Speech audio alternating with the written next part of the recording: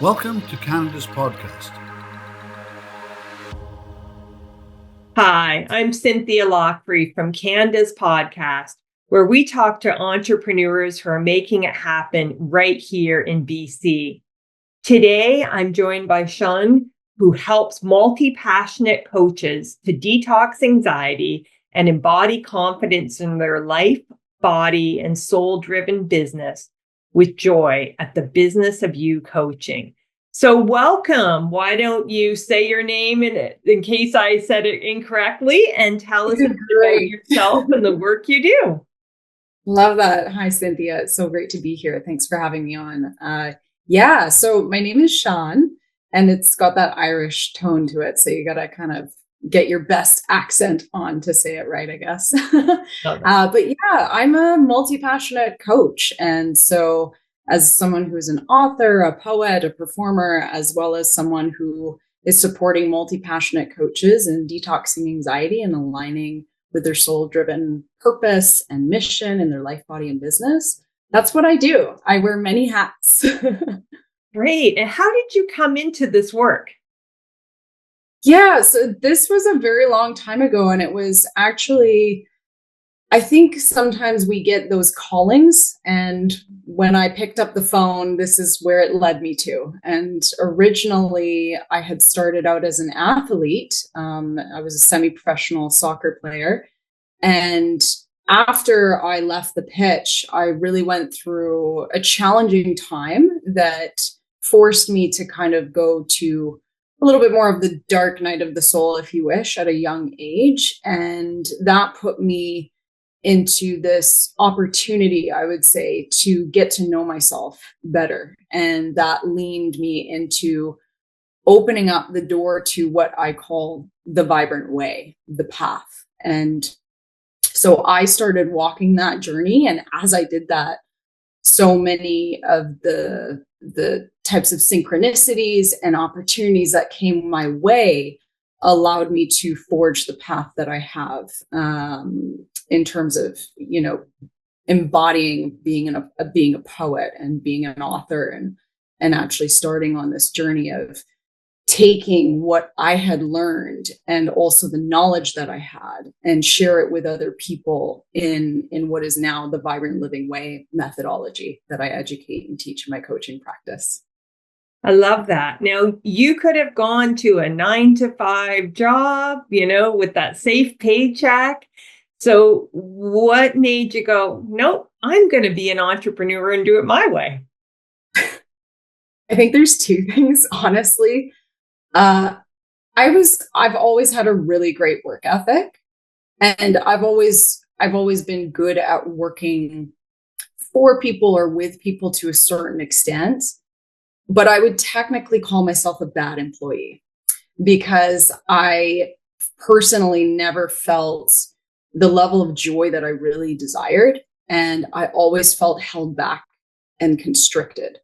And so that didn't leave enough room for levels of expansion and growth at the level that I wanted. And so for me, I would be in environments going, well, I could just do this better. So whenever you get to those points, you're just like, okay, well, we're going to have to do our own thing and start paving our own path if that's what we think. So that's one of the reasons why. And the other reason too, because it is challenging to start that journey, is ultimately I started making the walk from the head to the heart in my 20s. And that's life-changing. It's something that when you answer that call, there's no going back.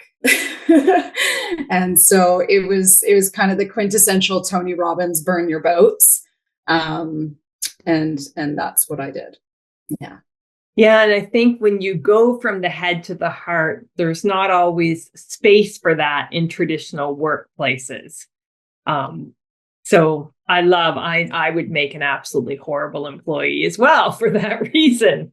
I want to follow my passion. So talking about passion, what are you most proud of in terms of the work that you do? I am very proud of,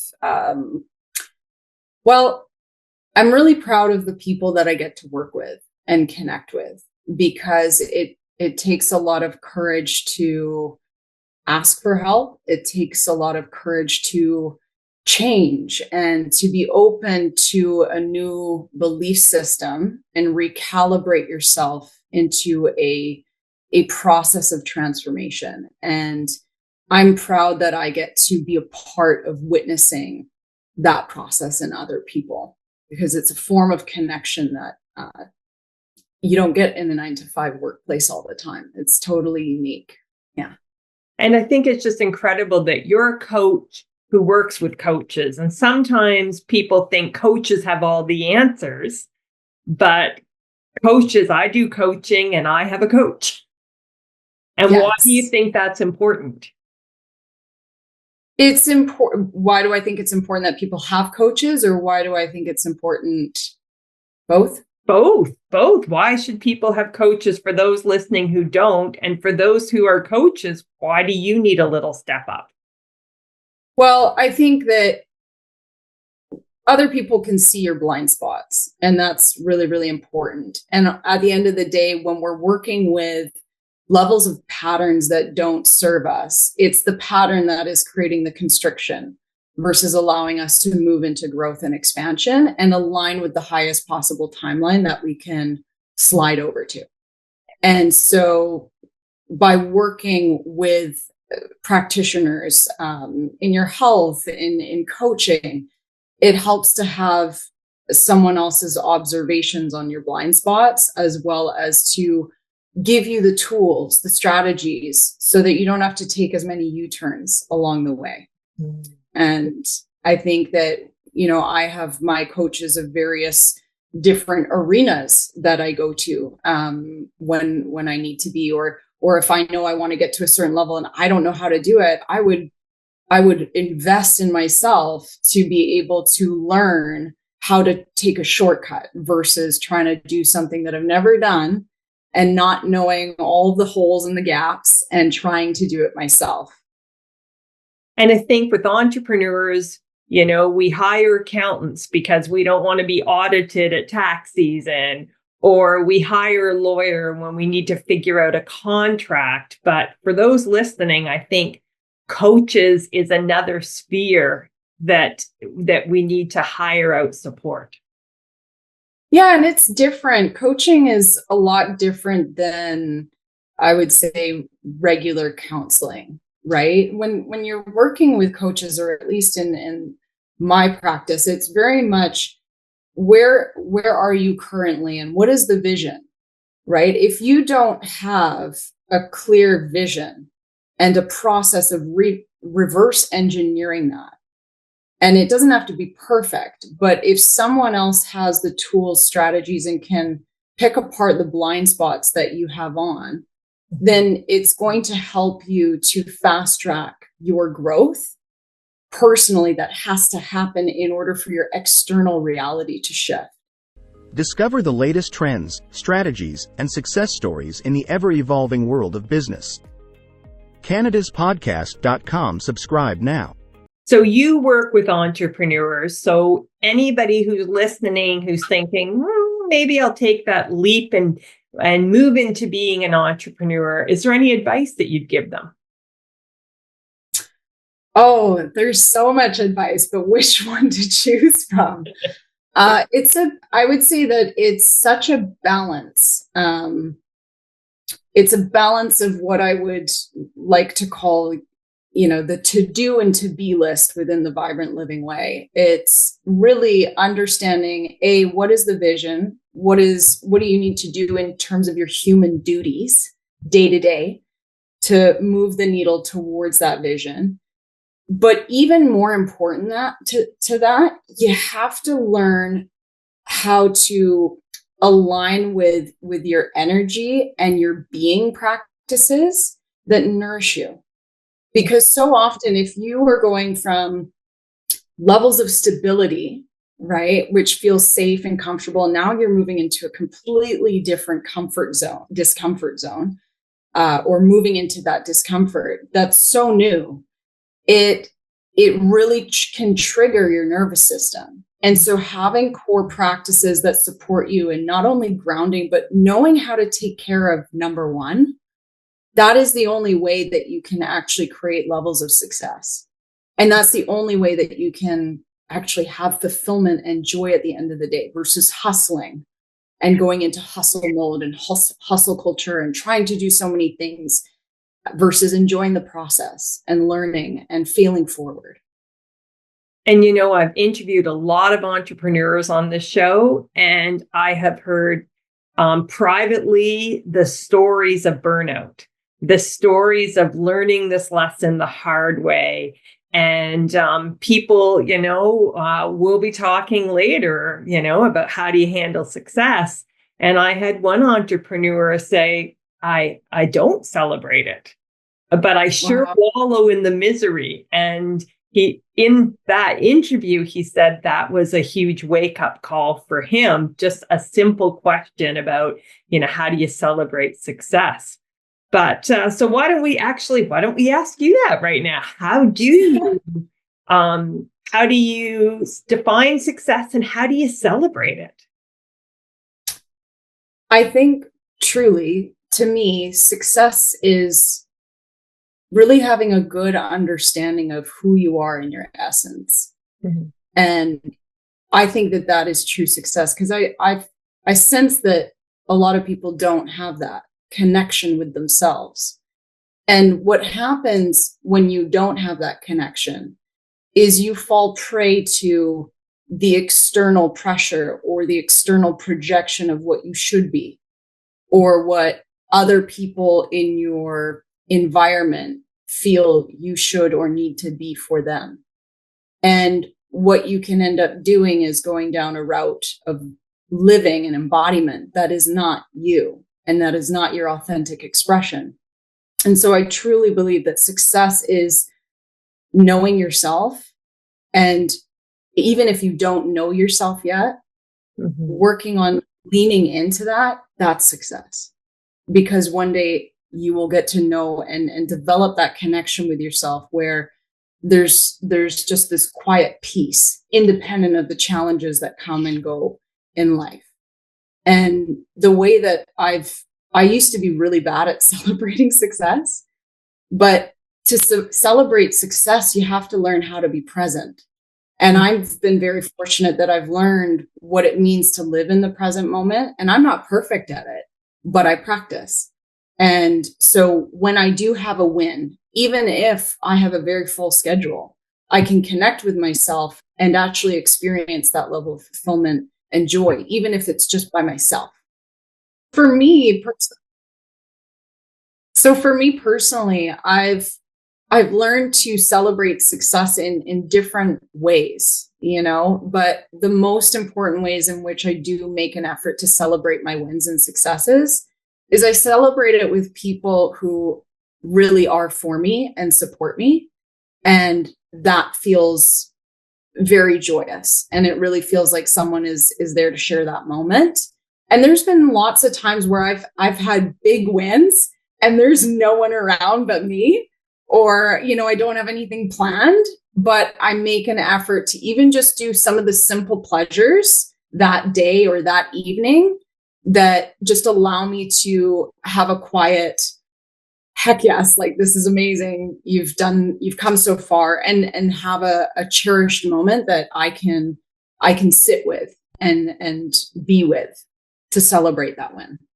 And I think that's so crucial that you sit and be with success, because people spend a lot of time sitting and being with challenges, but they don't spend equal or more time in the success. Mm-hmm.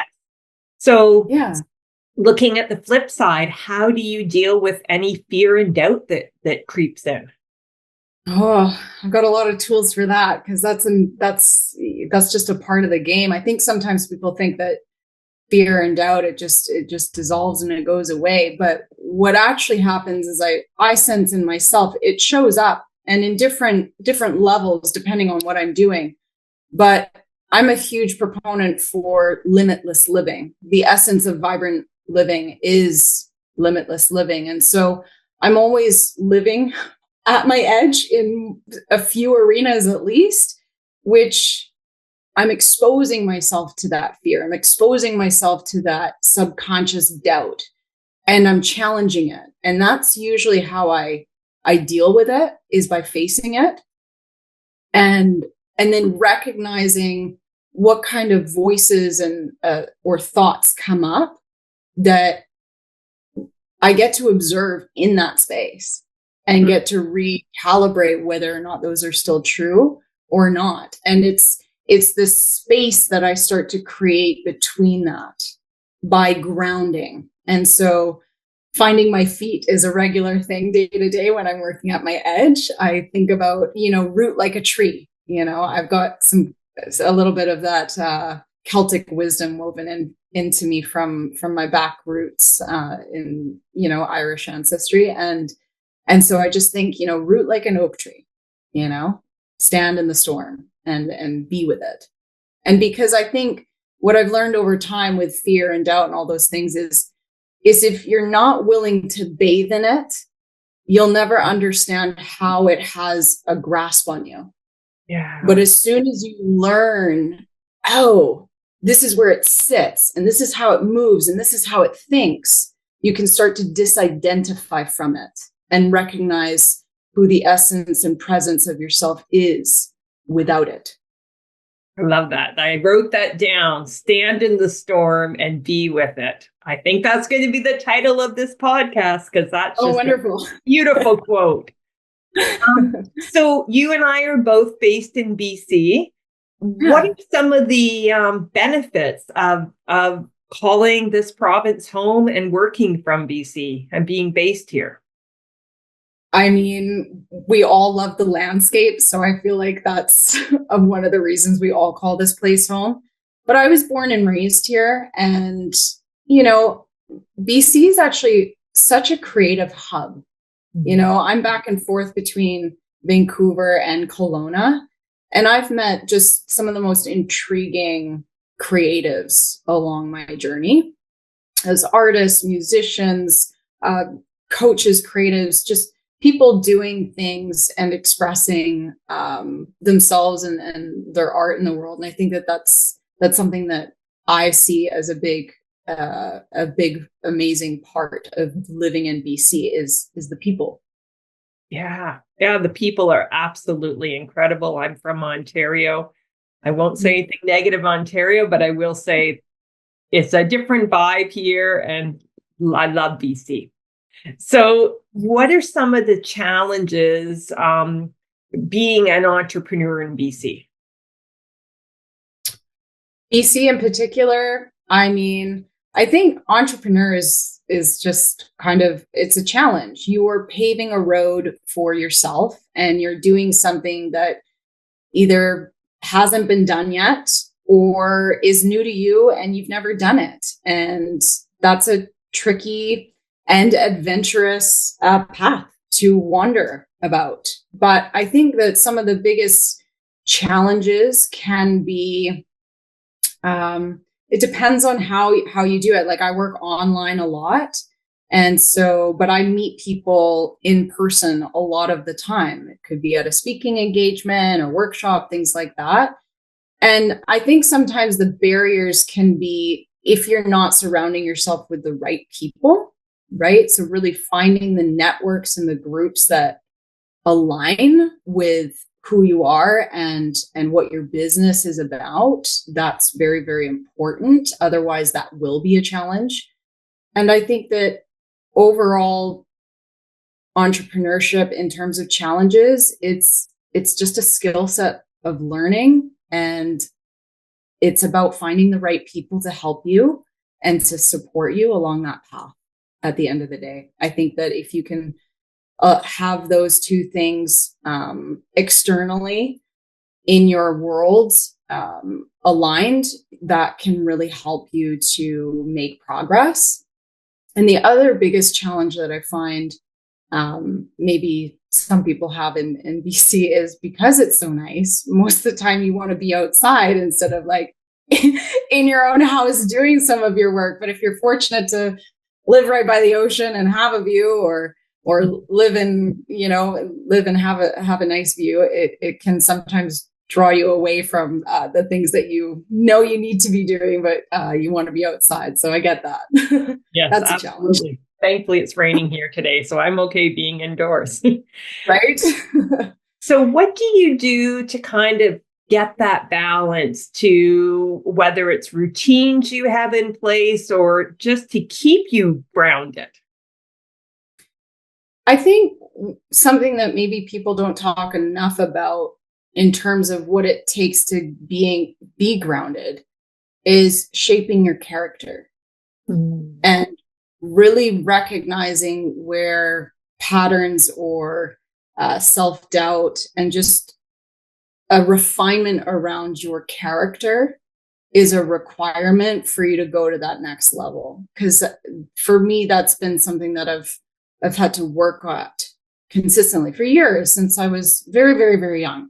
That's been something that I've been developing. And you don't get to shape your character if you bow out, or if you are in a place where you're sitting on the fence. You either got to get in the arena and face things and move with them and learn how you deal with situations and learn how to shut down, fear, self-victimization, all of those things that actually distance you from your true power.